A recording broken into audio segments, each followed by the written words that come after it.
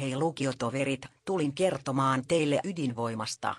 Nimeni on Sanna ja olen puhesyntetisaattori. Ydinvoimaloissa käytetään polttoaineena pääasiassa uraania, jota louhitaan kallioperästä. Uraanista tuotetaan energia fissioreaktiossa, jossa halkaistaan uraaniatomeja. Radioaktiivinen jäte voidaan käsitellä uudelleen, jolloin siitä erotetaan plutonium ja uraani. Jälleenkäsittelylaitoksia on muun muassa Ranskassa ja Venäjällä, mutta ne pystyvät käsittelemään vain murto-osan tuotetusta jätteestä. Suomen ydinvoimaloiden, Loviisan ja Olkiluodon korkea-aktiiviset ydinjätteet, kuten käytetty polttoaine, varastoidaan lopullisesti noin 500 metrin syvyyteen Suomen kallioperään. Ydinjätteen varastoimisen turvallisuudesta ei olla yksimielisiä, koska radioaktiivisuus häviää jätteestä niin hitaasti, että se on vaarallista vielä 10 000 vuosien kuluttua. Ongelmana ovat myös käytöstä poistetut radioaktiivisina säilyvät ydinvoimalat. Toisaalta ydinvoimaa ei tuota hiilidioksidia eikä happamoita luontoa. Ydinvoimalla on myös omat vaaransa. Tšernobylin ydinvoimala onnettomuus tapahtui lauantaina 26. päivä huhtikuuta 1986. Ukrainan sosialistisessa neuvostotasavallassa Tšernobylin ydinvoimalaitoksessa lähellä Pripjatin kaupunkia.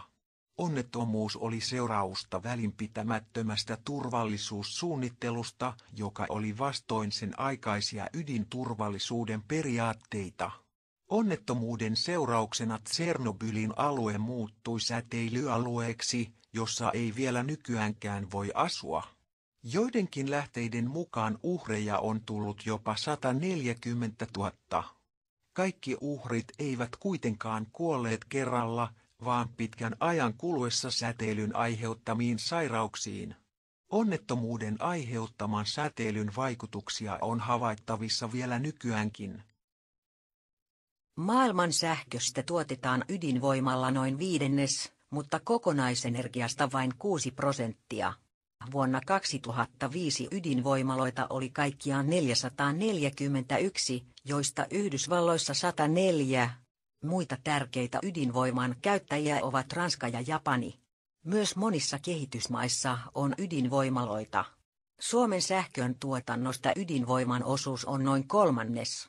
Ydinenergian hinta ei ole kehittynyt niin kilpailukykyiseksi kuin oletettiin. Tämä johtuu ydinvoimaloiden turvallisuusvaatimuksista, ydinjätehuollon kustannuksista sekä raaka-aineen jalostuksen kalleudesta. Teollisuusmaissa onkin paljon ydinenergian vastustajia. Jotkin maat, kuten Norja ja Tanska, ovat päättäneet olla ottamatta ydinvoimaa lainkaan käyttöön. Ruotsissa ja Saksassa on tehty poliittisia päätöksiä ydinvoimaloiden ennenaikaisesta sulkemisesta, mutta taloudelliset näkökohdat hidastavat niiden toteuttamista. Ydinenergia on kuitenkin monissa maissa niin keskeinen osa energiataloutta, että siitä tuskin koskaan kokonaan luovutaan. Ei sen enempää ydinvoimasta. Kiitos toverit. Näkemiin.